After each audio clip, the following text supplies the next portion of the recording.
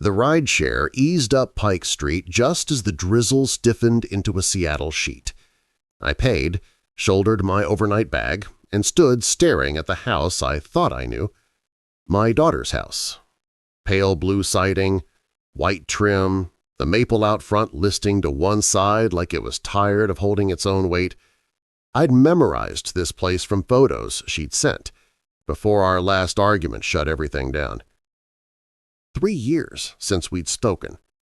3 years since I told Lena that Darren was all charm and no ballast, and she told me to mind my own life. We were both stubborn. Genetics at work. I climbed the steps, rehearsing something small, human. "Lena, I'm sorry. Can we talk?" The bell chimed. Footsteps. The door opened to a guy in a UW hoodie with a toddler tucked on one hip. He blinked at me, wary but polite. "Can I help you?" "I'm looking for Lena Marshall, my daughter. She lives here." His brow knit. "We bought this place from a trust back in early 2023. No Lena, sorry." The bag slid off my shoulder. "I can't be right. This was her grandmother's house." He shifted the toddler, big brown eyes taking me in. "We closed with Summit Crest Trust. Everything was clean." I pulled up an old photo. Lena on this porch, keys held high, grin wide as the skyline. This house, this address. His face softened. "I'm sorry, I really am." He eased the door shut. The bolt slid home. I stood in the rain on Pike Street trying to breathe through the fog in my head. She wouldn't have sold. Not this house. Not without saying something. Movement next door drew my eye. An older woman watering hanging baskets under her awning. I walked over. "Excuse me, I'm Lena's father. Do you know where she is?" "Oh, honey," she said, setting down the can, "I'm Mrs. Alvarez. They left fast. Winter of 23. Then the sign went up. I figured they moved for work. You didn't know?" I shook my head. Words wouldn't form. The hotel room was all beige quiet. I dialed Lena's number until the automated voice wore grooves in me. Not in service. I dug through online records. King County Recorder's Office. Sale recorded February 1st, 2023. Buyer Summit Crest Trust. I stared at the rain lacing down the window and felt fear replace confusion. Something cold and focused. Seattle PD's non-emergency line picked up. "I need to report a missing person," I said. "How long missing?" I swallowed. "Maybe 2 years?" Before we go on, tap subscribe and tell me where you're listening from. It helps more people hear stories like this. I thought I'd come to apologize. Instead, a stranger answered. The sale record blindsided me and a 2-year silence turned into a search. 2 days later, under a gray overpass, I'd see something I'll never forget. Morning bled into morning. I drank bitter hotel coffee and made lists, places to call, questions to ask. Roosevelt High's front office smelled like paper and lemon cleaner. "She taught music here," I said. Recognition flickered across the secretary's face. "Miss Marshall resigned last September, 2022. I don't have forwarding info. Sorry." Hospitals next. Harborview, Swedish, Virginia Mason, UW. No Lena. No records. I filed a missing person report at the precinct. The officer took the form and gave me a practiced nod that said he'd seen fathers like me before. By day 3, I was driving the corridors I'd warned Lena about when she moved north, the blocks where people vanish in plain sight, Rainier, 3rd, and finally Aurora Avenue North, the corridor of cheap motels and constant traffic where a community center line stretched down the sidewalk. I almost kept going. Then something in the hunch of her shoulders pulled me like a magnet. A woman in a coat too big, hair tucked under a knit cap, standing with her chin tipped down just enough to say, "Don't look at me." I knew that posture from home videos. 7-year-old Lena hiding behind a piano when stage fright hit. I parked crooked, walked the line, heart punching my ribs. When she turned a little, I saw her profile. Lena. Lena, I said. Gentle. Certain. She flinched, eyes sliding away. Wrong person. I stepped where she could see me. Lena, it's me. Her face drained. Please go. I'm not leaving, not this time. She broke then, all the way, into wrenching sobs that made people shuffle back to give us space. I racked my arms around her. She was all bone and tremor and street. Rage rose in me like heat. I got her into my rental, cranked the heat, put my jacket over her lap, and sat there while the sobs ran out. He sold it, she rasped. He forged my signature, took the money, said he had meetings in Spain. He never came back. 2 years? I asked. She stared out the windshield, rain threading down the glass. I couldn't call after what I said to you. Shame can be louder than hunger.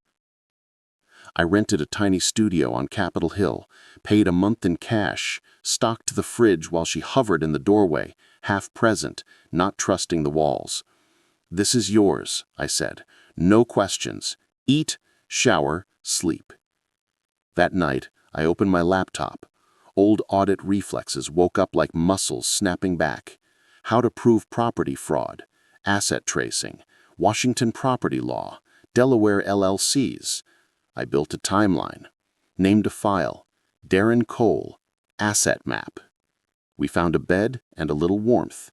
Now it was time to find the money and the man who took it. The King County records counter smelled like floor polish and old folders. Lena's hand trembled as she signed the request for certified copies. "That's me," she murmured. "Still says wife." We paid for rush processing. 3 days later, documents spread across her little table like a map. Marriage certificate, June 2019.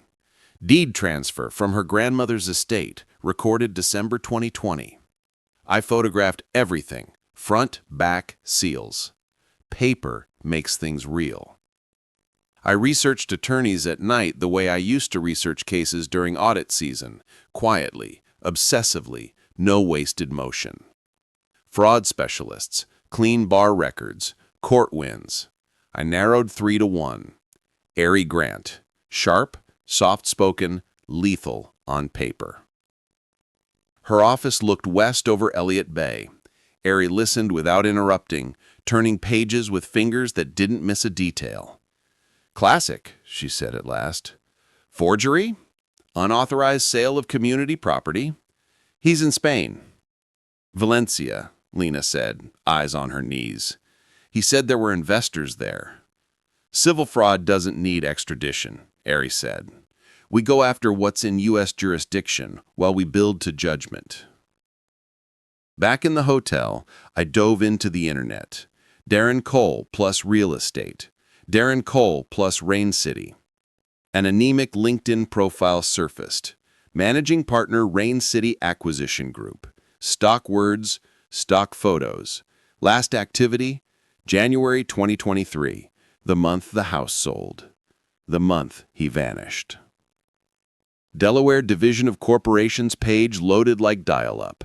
I typed Rain City Acquisition Group, LLC. There it was, registered March 2022. Single member, Darren Cole. Registered agent, Wilmington address that Googled to a mail drop. Shell Company. I opened a new sheet.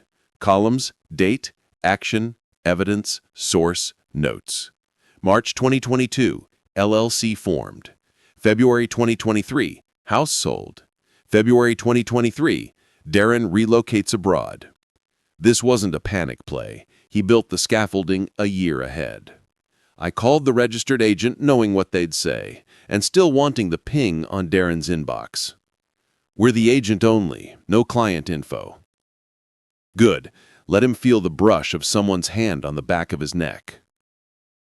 "People think companies make them invisible," told the empty room. "But companies need bank accounts." I texted Lena, "Sleep, eat. I've got tomorrow's plan." She replied, a small heart, a way of saying thank you without reopening wounds. I closed the laptop, the file name glowing like a vow. If there was a company, there was a bank. If there was a bank, there was a trail. And something he forgot to clean up. I found the right private investigator the way you find a good mechanic. You ask the people who've been burned and listen carefully. Noah Reeves slid into a booth across from me at a cafe near Pike Place, set down a slim folder, and met my eyes like a man who prefers numbers to small talk. "Your son-in-law tried to play adult," he said, flipping pages. "He left enough to trip over." Photocopies of Chase business statements lined up across the laminate. Rain City Acquisition Group, LLC, opened April 2022. House proceeds wired in, $410,000. Then split, $245,000 to Spain through an intermediary, $165,000 left in place. "Untouched?" I asked. "Monthly maintenance fees and dust.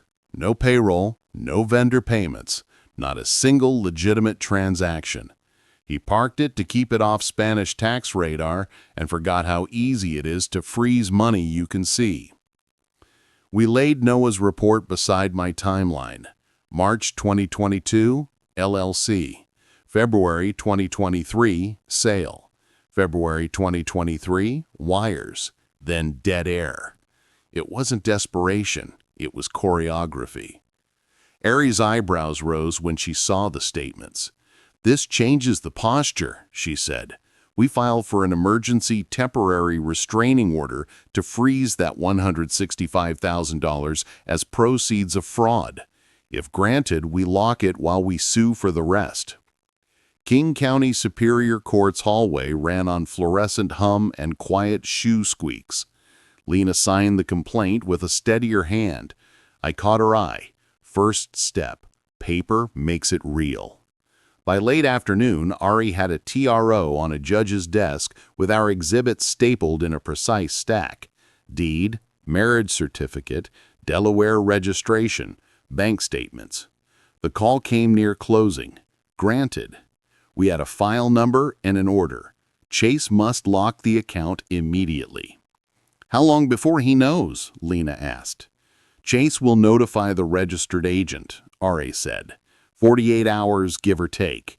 He'll feel it when his card declines on something petty. We stepped out into weak sun. For the first time since Aurora, Lena stood a little taller.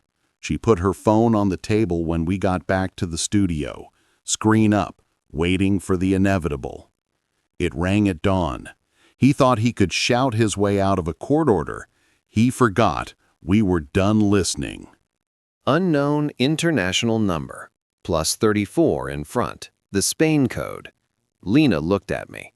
I nodded. She tapped speaker. "What do you think you're doing?" Darren's voice hit the room too loud, the kind of anger that assumes compliance. "You froze my business account."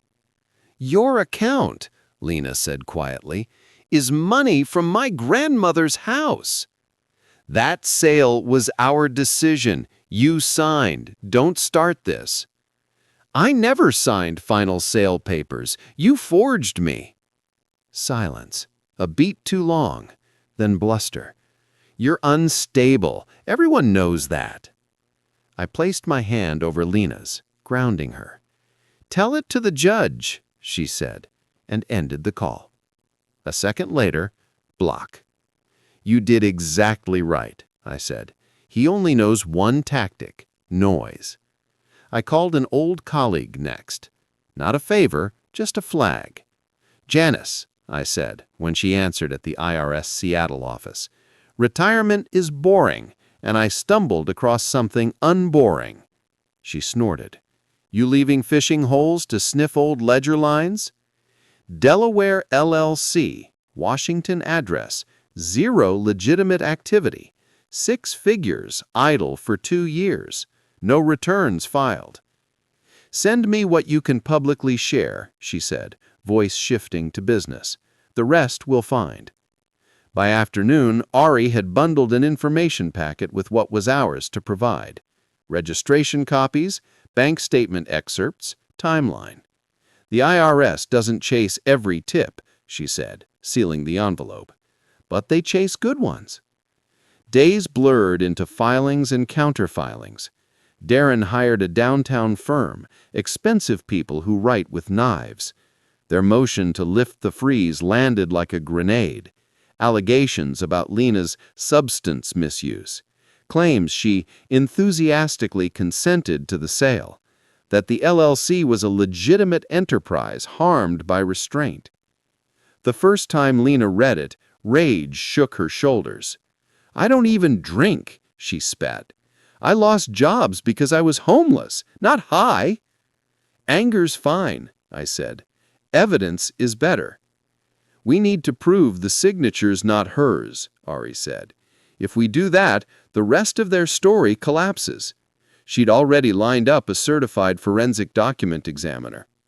That night, I reordered the file. Every signature Lena ever made from the last 5 years, employment forms, bank cards, estate papers, stacked beside the house sale packet. Side by side, the truth was almost visible to the naked eye. Almost. Wasn't enough. If the pen strokes proved false, his entire house of cards would fall. Fast. Dr. Sophia Rivera's office held microscope lamps and calm. "I'll need a range of authentic signatures," she said. "Different contexts and time spans help me map natural variation." We handed over 10. Estate documents, school contracts, bank forms, a passport application. Dr. Rivera added the disputed sale papers to the stack, slid everything into labeled sleeves, and promised an expedited analysis. "Report by the 5th, she said. "If the court wants testimony, I'm available." We filled the waiting days with work we could touch. Lena ate, slept, showered until her fingers pruned. I filed motions with Ari and memorized the calendar. May 6th, motion to lift freeze. May 12th, fraud hearing. I built backup plans like I'd done my entire career. If we lost the first, how to keep the second from being useless. I didn't intend to need the plan. Dr. Rivera's email landed late on a rainy Tuesday. Subject: analysis complete. I read her conclusion twice before calling Lena. "In my opinion, to a reasonable degree of scientific certainty," the report began, "the signature attributed to Miss Marshall on the February 2023 sale documents is not genuine. Evidence indicates simulation or forgery rather than natural handwriting. 12 measurable indicators: hesitation marks, unnatural tremor, inconsistent pen pressure, irregular letter formations, especially the M's and lowercase a, multiple start-stop points inconsistent with natural signing speed. Science where our anger used to sit." In court on the 6th, Darren's attorney went for the throat. "Your Honor, my client runs an active business, handicapped by an improper freeze." Ari rose, soft and precise. "We have no evidence of any legitimate commerce, only a frozen pool of proceeds from a home sale that the wife never authorized." Judge Morales scanned the exhibits. "Defense says consent. Plaintiff says forgery. I'll hear from the expert now." Dr. Rivera explained tremor and muscle memory like she was teaching first-year students. When the defense tried stress can cause variation, she gently dismantled it. "Not this much. Not across this many metrics. This is imitation."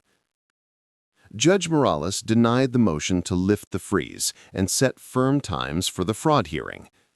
Darren appeared on a video square from a white-walled room somewhere in Spain, jaw tight, eyes flicking off camera like someone hoping for a rescue that wasn't coming. We had 5 days to turn science into judgment. Next up, the hearing that would decide everything with Darren pixelated and cornered on our screen. King County Superior's courtroom felt smaller than I expected. Ari laid out our exhibits in ordered stacks. Lena gripped the edge of the table, steady in the way people are when they've replaced fear with purpose. Dr. Rivera went first, projecting magnified signatures on the screen. Authentic samples show fluidity, consistent slant, and speed, she said, laser pointer tracing arcs. The question signature shows pen lifts, hesitations, and pressure patterns indicative of simulation. Darren's attorney hammered, "Isn't it possible Miss Marshall signed in a hurry?" Dr. Rivera didn't flinch. Hurry increases fluidity, not hesitation. This is deliberate, not rushed. Lena testified next. "Did you authorize the sale of your grandmother's house?" Ari asked. "No," she said into the mic, voice steady. "He told me we were refinancing to a better rate. I never saw closing papers. He handled everything. That's what he said." On the screen, Darren leaned in, voice tinny through the speakers. "Your Honor, we agreed to sell. Her memory is spotty. She has issues." "No," the judge said evenly. "She has evidence." Judge Morales' ruling came clean and quick. This court finds that the defendant committed fraud through forgery and misappropriation of community property. The plaintiff is entitled to restitution in the amount of $410,000, representing the sale proceeds plus costs. The existing $165,000 in the Rain City LLC account will be applied immediately. The remaining $245,000 is due in 90 days. Darren started to speak again. The judge raised a hand. "Sir, you had ample time to respond properly. Find the funds. That is not this court's problem." Outside, Lena breathed like she'd been holding her lungs shut for months. We stood in the thin sun until her hands stopped shaking. By week's end, Ari forwarded a copy of a letter I knew might be coming. IRS criminal investigation.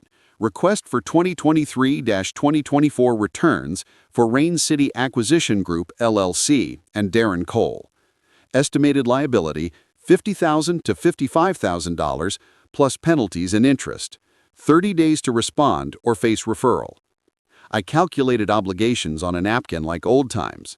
To Lena, $410,000. To IRS, roughly $68,000 with penalties. Immediate assets, $165,000 frozen. Remaining gap, about $313,000. Darren's comfortable life abroad had just acquired a timer. He called from a different number that night, voice no longer furious, just wheedling. We let it go to voicemail. "Please, I can pay some now if you lift," delete. "Boundaries are a form of love too, just not for him." 90 days to pay, an IRS clock ticking, and one asset left to liquidate, an apartment an ocean away. The scramble was about to start. The emails from Spain started with confidence and slid toward pleading. Darren's attorney, Antonio Silva, wrote in polished English about mutually beneficial resolutions. I read the first offer out loud to Ari in her office. "He'll send $100,000 now if we drop the case and ask IRS to stand down." Ari didn't bother hiding her smile. "Absolutely not." We filed an additional claim for emotional distress, 2 years of homelessness, lost work, and reputational damage. Judge Morales added $20,000 without blinking. "Causation is clear," she said. Darren's ledger got heavier. Then came the practical part. Antonio told us the Valencia apartment was on the market, price to move. I tracked Spanish listings like weather. A buyer appeared, then bailed after inspection. Time bled into August. The 90-day mark loomed. We filed a contempt motion on the 91st day. 10 minutes later, Antonio's subject line read, "Urgent, new buyer found." The offer was lower, 125,000 euros, but desperate men don't haggle well. Closing was set for the 22nd. International money moved slowly. We watched in thin increments as numbers leapt borders and banks. Chase confirmed receipt of the first transfer, $165,000 already ours, now joined by $200,000. Another $65,000 followed 3 days later. Lena and I sat together at her bank when the final wire cleared, the numbers on her screen climbing to what the court had ordered plus the $20,000. She made a sound, half laugh, half sob. "Your grandma's house," I said softly, "measured in dollars because that's how the system speaks, but this," I gestured to the total, "is what accountability looks like." IRS posted its own payment a week later. Antonio had found whatever coins were still under Darren's couch cushions to satisfy the immediate liability. Ari texted me an hour after. "CI confirms payment does not erase the record. Flag and criminal referral remain." I built one last sheet because old dogs keep their old bones. Sale proceeds, $410,000 to Lena. Emotional distress, $20,000. IRS, $68,000. Legal fees and Spanish closing costs, roughly $12,000. Darren's remaining funds after everything barely covered a mattress on the floor and a few months of rent. He emailed one more time, thin words about regret and rebuilding. I didn't reply. Mercy had arrived in the form of due process. That was enough. The money was settled. The law had spoken. There was only one thing left: Lena's final word. September brushed cool across the city. I helped Lena carry boxes up to a 2-bedroom in Queen Anne. Tree-lined street, safe walk to the music school where she'd picked up hours again. Her things were modest, thrifted plates, a real comforter, a keyboard in the corner, but they were hers. She showed me the nook she'd turned into an office. On the wall, an acceptance letter from Seattle Central's business certificate program. "Starts in January," she said, pride warming her voice. "I want to build a small music studio for kids whose families can't afford lessons. What happened to me doesn't vanish, but it can fuel something better." We were unpacking mugs when her phone lit. Blocked international number. She looked at me. I nodded. "Foreclosure," I said. She tapped speaker. Darren's voice, flattened by a bad connection and worse circumstances, filled the room. "Lena, I've lost everything. I'm sorry. I sleep on the floor with 3 roommates. I can't come back to the States. Please." "You lost things," Lena said, voice clear. "I lost 2 years of my life, my safety, my work, my sense of being a person. You chose that for me. Now you live with your choices." He tried again. "If you could just—" "I'm done." She ended the call and blocked the number, set the phone face down, and exhaled. "I'm done," she repeated, and there was steel in it. On her birthday, I brought cake and sparkling cider. We ate on the small balcony while sunset poured honey over the street. An email pinged. Ari's final case closure summary. Judgment satisfied. Contempt resolved. IRS flag permanent. Criminal record entered. Case closed. "So it's over," Lena said, watching a couple push a stroller below. "Really over." "It's over." The next morning, at our cafe, she asked, "Will you stay?" I said, "Not because you need me, because I want to. We lost 3 years. I'm not eager to lose more." She smiled, bright, present, unafraid. "Breakfast every Thursday, then." I thought about Darren working a tourist strip somewhere, pouring wine for people who will forget his face by dessert. I didn't feel triumph, just a quiet rightness. Justice isn't about his understanding. It's about her recovery and his accountability. Both achieved. Before you go, tap subscribe, drop a comment about where you're listening from, and share this with someone who needs to hear that systems can work when you make them. Thank you for being here. Want another story of quiet justice and relentless love? Join me in the next episode when an old ledger leads to a life changed in the unlikeliest place.